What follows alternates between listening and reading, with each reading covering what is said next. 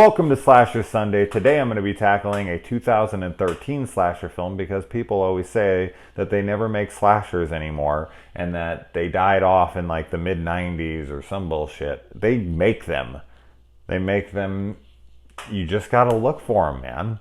And now I had thought I had seen this one. So when I went to press play on it, I was watching, I was like, oh my God, I've never seen this. I don't know how the hell I haven't. I know the cover, I know the, title and all that very well. So it's just one that I thought I had watched, and I hadn't. So it was a nice surprise here. And I posted about it on Killer Flicks, and people were like, meh.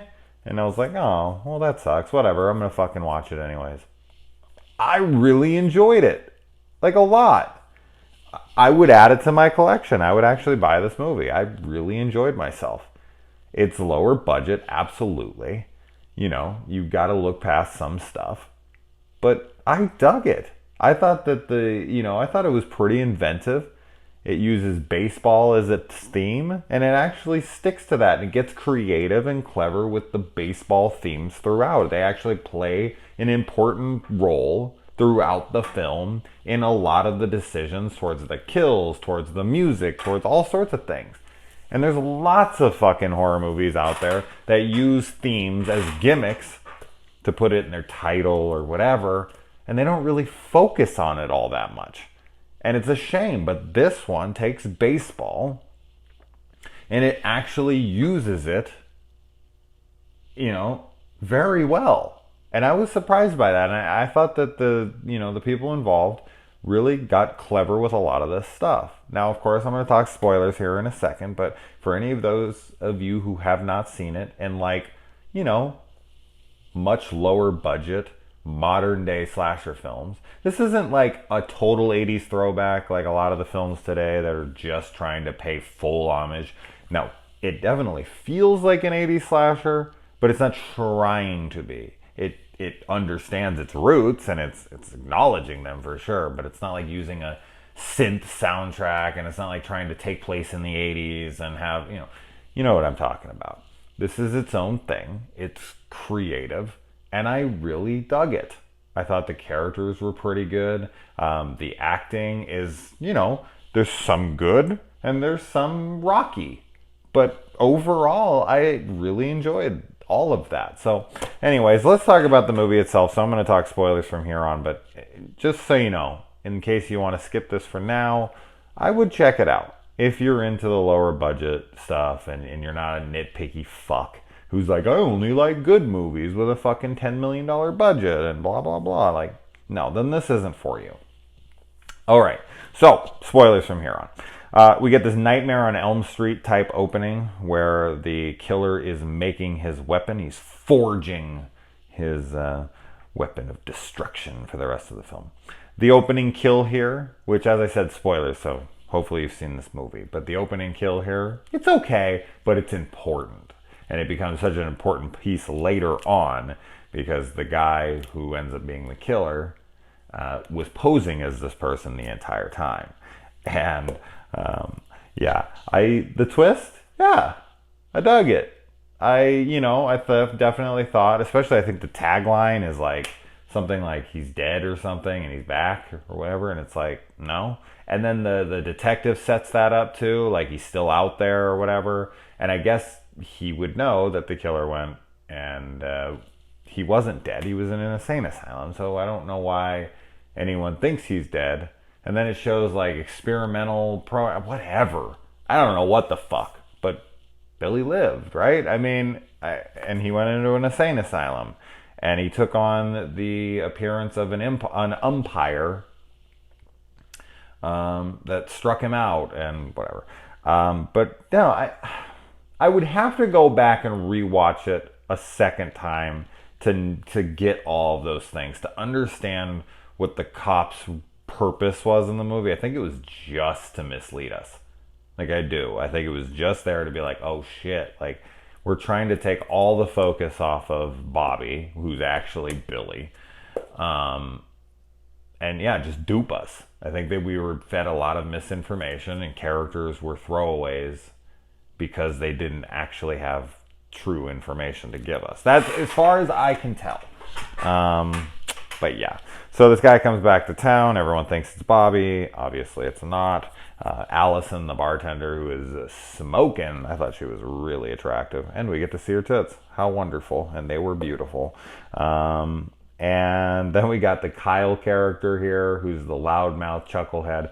Who at first they make him this asshole who you don't like, almost instantaneously. He's like, "Who's this fucking guy?" And look at this moron or idiot or whatever. And then he's like pissing all over the toilet and he's being a jackass. But then as the film goes on, this is rare too. Usually when they have like the dickhead character, they keep him a dickhead throughout the whole film. And then when he dies, you're like, yes!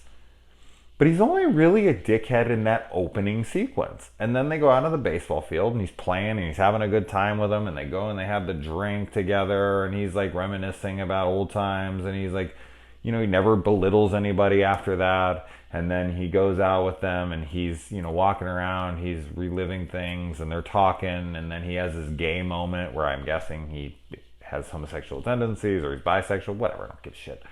And he runs off and his breakdown in the car is actually not bad acting. He's like, I'm not gay, you're fucking gay. Like, I thought it was, yeah, I'm sure some people will be like, that was terrible, what are you talking about? I didn't think so. That was pretty good, actually. And he runs off and whatnot. He becomes a fairly sympathetic character, and I'm sorry, that just does not happen all that much. And then we got the stoner kid as well. I don't remember what his name was. I didn't write it down.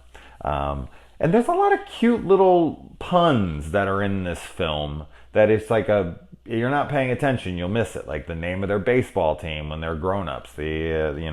Kyle's team is the Hornballs, and they drink Bunce beer, and I'm a big fan of Stoned Age, a 90s fucking teen comedy. Huge fan of that movie. And they drink Ox 45s in that, and they have their own trademark beer in that and whatever. I don't know if Bunce is a real beer or not. It might be. But if it's not, that's just another little added thing. Like, they made their own beer. They have such an attention to detail to make everything baseball related in some way, and it's clever. And the killer's outfit is an Empire outfit, and I think it looks really cool. It's a really cool idea for it because it's padding, it's armor for the killer, and it looks cool. It makes sense to his origins of where he's coming from and what he's all about. He has a baseball bat with nails through it, and I think the nails go back to his cell when he pulls a nail out of the thing, and then he is writing. A nail is his pen, so to speak, and that's what he gets to draw. That's how he gets to be artistic and be real, because the stuff he has to draw for his nurse, that nurse with the fake wig, that was his therapist. That was terrible. Okay, there is some low budget shit in here that you're like noticeably like, why make her a nurse and put her in a black wig? I didn't understand that decision. Just have her in normal hair and have her in a suit so you know it's his therapist and not a nurse. Like, why the fuck would a nurse be the one that's objecting whether or not he can get out or not? Like, I don't know. That was silly to me. Or maybe he just became friends with her and she just happened to be a nurse in the hospital. But why the wig? It was just terrible. Anyway, I don't know. It doesn't matter. But I thought his idea there, and then he has like this, he has this other gun that like brands people, and he takes the numbers and it clicks around and he heats it up and he burns it into them, and then he fucking takes the picture and he takes that, flamethrower and he burns out each one of their faces as he's going through the list, and then he stages their bodies, and Allison finds their bodies out there. And earlier when he shows his nurse/psychiatrist fucking wig wearer, I don't know, whatever, she looks at this drawing he did, and you can tell that the pond is a baseball diamond. Like, he has home base down here at the bottom, and then he has a bunch of birds that have been tied up to chains.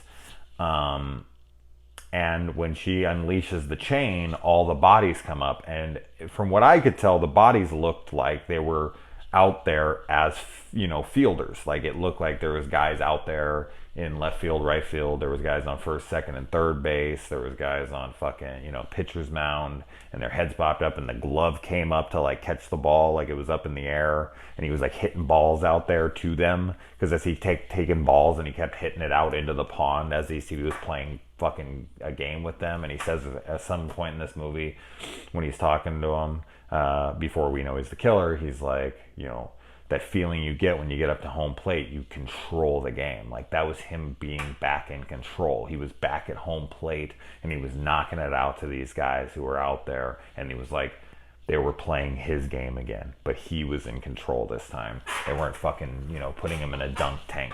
With the dunk tank, it was a smart way to kill this guy, because this is fucking, it's a stupid way, you know what I mean? But I mean, as far as the theme of the film, a dunk tank, you take a fucking baseball and you throw it at a dunk tank, so it plays back to baseball. Everything in this movie is baseball centric, which actually makes me really want to watch Knuckleball with Michael Ironside, which I will do here pretty soon. There's some really fun puns in this as well, outside of the baseball stuff. There's the Kyle guy has a few. I didn't write them down, but I remember there being a couple, and I was like, oh, that's really cool. And I like the killer, the bat down the fucking coach's throat. That looked cool. It was probably just a sawed-off bat that you stick in the mouth, like right here. Just like he holds it in his mouth, and he puts his neck back as far as he can. They put a little blood around his mouth, and then they, shoot it for a couple seconds, and then boom, you got a kill that looks graphic. It's an aftermath kill, but it's a kill that looks graphic, and it's super simple. You just find an old fucking wooden bat, you saw it off, you stick it in the guy's mouth, blood, boom. And you have a kill that looks legit, and it's not like an off-screen bullshit, cut away, blood splatters on the wall, or no blood at all. I fucking hate that.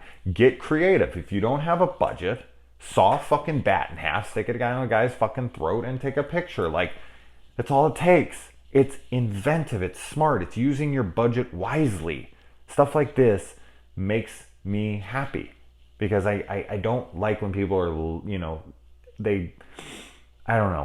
they feel, they say stuff like, oh, well, I just didn't have the budget to do that, and we just had to do that because, you gotta think about how much money we have. Fuck all that. Be smart, be clever, come up with stuff, and this film does it. It's not that hard. It really isn't. If you use your mind and you really think about it, you can come up with some cool stuff to do for no money at all. And I thought this movie really did that well. Kyle's kill is the best kill in the film. It's a practical head smash, and it looks really good. Really good. It looked like a guy getting his head fucking smashed, and it's very quick, and it's from the side well enough, but it looked good. Fucking frame it in a way that it's going to make it look best. I remember I was watching this documentary thing on The Thing, with John Carpenter, and that guy who has this wrist slit, and he's frozen and he's falling over like this. I remember John Carpenter was saying how horrible it looked. And it was just like, fuck, dude, what am I going to do with this? But he framed it in such a way, he filmed it in such a way that it looks amazing. Same thing with Jaws. Like, the fucking shark didn't even work, but Spielberg shot around it. Yes, I'm not comparing this film to Thing or fucking Jaws, okay? I'm not. But I'm just saying, good directors, clever people, figure out a way to make things look good. Anyway, alright. I don't know why I'm all on this fucking tangent right now, but I guess because people were like meh on this film, and I'm like, come on, man, this is a pretty cool fucking ultra low budget slasher from 2013. It should get more goddamn attention. Anyway, I like how the pizza guy gets killed, and the guy who he fucking does a prank order on ends up taking the blame for it, at least for a little while. I'm guessing they'll probably figure it out after a little while, but he's an asshole anyway, so he could spend a couple nights in jail. Maybe it'll fucking, reset his assholeness. And then that other chick who's at the door on Halloween or whatever, another fucking hot chick with great tits, and we get to see them. So thank you. 2 hot chicks and we get to see their wonderful boobies. Thank you, thank you, thank you. Always like to see that shit. When her boyfriend, she thinks it's her boyfriend who's coming in the house. she comes out and he's dressed like Billy Club, and she was like, "That's not what I meant by Batman." I thought that line was great. That was some clever shit right there. That was fun. And then I mean, I was pretty surprised by how serious this film gets at times. There's a good amount of serious in here. It's not just this like film that's like, oh well, I'm just gonna be goofy because we don't have the budget, so we're just gonna get silly with it because we don't have the actors and this and that. No, they had a serious story to tell here, and yes, there's some playfulness to it, but it's not goofy. It's not slapstick. It actually tries to be a serious film, and I think that it works for the most part.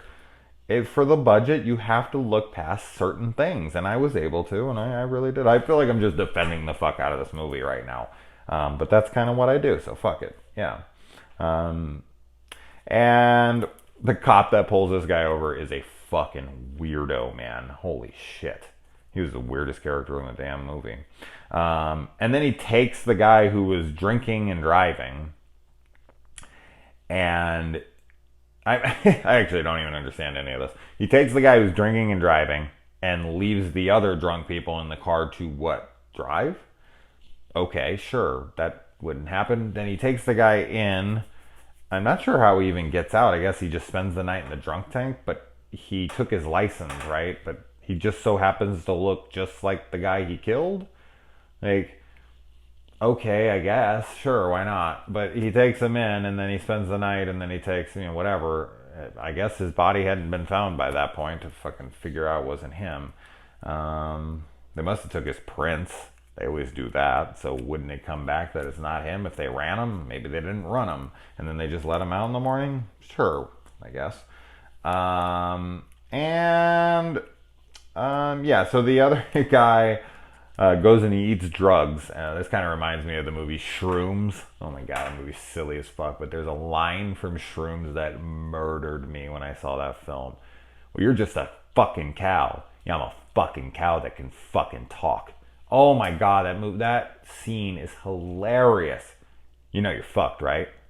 Dead fucked. Yeah, well, you're just a fucking cow. That scene. I don't give a fuck about any of the other part of the movie. It could be all a masterpiece for all I give a shit. I can't even honestly remember. I remember not liking it all that much, but that scene. Anyone know that scene? Did anyone else find that scene is so fucking funny? I know I'm talking about a completely different film here, but I'm not sure I'll ever review Shrooms, so when I saw this guy pounding a bunch of shrooms, I was like, oh my god, the cow scene from Shrooms. Then he goes out and he freaks out and he sees like the umpire and whatever. And then he goes and he has a Friday the 13th Part 5 junior moment here. He gets his head lopped off while riding really fast on a freaking, not a motorcycle, obviously. It's a four-wheeler, but, it's pretty damn similar. Not sure how you could knock someone's head off with a baseball bat, but hey, this guy's got one hell of a swing, I guess. And I already mentioned all of that stuff. The eyeball reflection, pretty good for this budget. I thought it was pretty neat. We have one on the water too, so they had some pretty decent composite work there. It was impressive for the brand. I can't even imagine what the budget was on this, but cool. And the cop's death is pretty silly. He's like, he's still out there. He's just bleeding to death and he dies. And it's like, really, dude? In reality, I know this isn't reality, but it's just like, you shot me. Call for help or whatever. It's like, he's still out there. It's like, okay, thanks. You could have told me that was fucking some. I don't know if he escaped or if he was released. I'm not sure. That's why I say a second view. I would love to go back because they kind of duped me. I was expecting it to be that fucking kid. I thought he died and I thought he was coming back. And then when I didn't, I was like, oh, he's just, he's coming back. I throughout the movie, I was like, oh, it might be Bobby. But I don't know. I guess I was fooled for the most part. I guess I'm an idiot. Just because, I totally bought it was the other kid.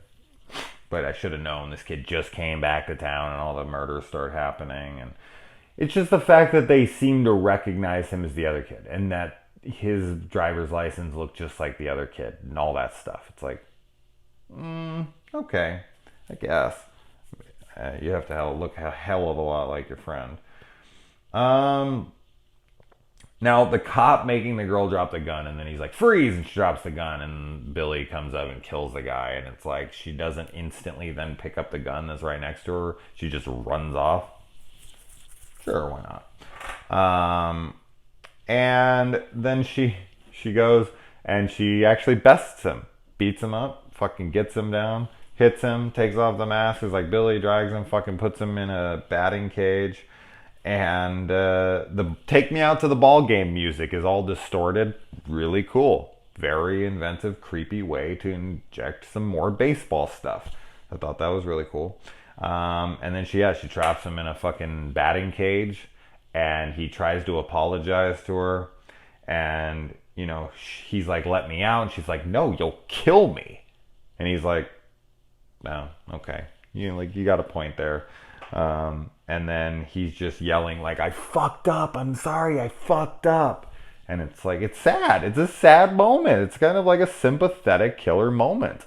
It's like, oh man, I kind of feel bad for this fucking guy. And then he rips his sleeves off of his baseball shirt. He ties his hands to the fucking, fence behind him. And he just sits there and he takes fastballs to the face while laughing and fucking spitting up blood. And that's it. The movie's over. He takes enough fucking fastballs to the face and kills himself in this moment of like repent and all that. Cool ending.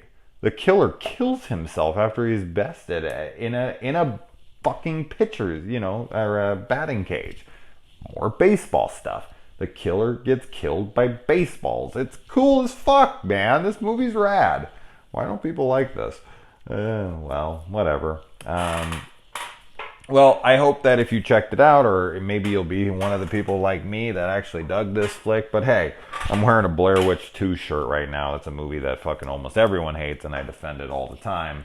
So maybe I'm just someone who likes shitty films.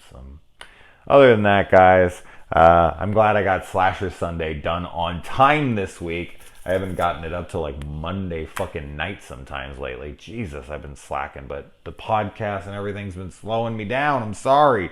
I have so much shit I'm doing. I apologize, but I'm trying to get back on track. I will knock out Monster Monday tomorrow. Other than that, guys, I gotta get to bed. Have a good night.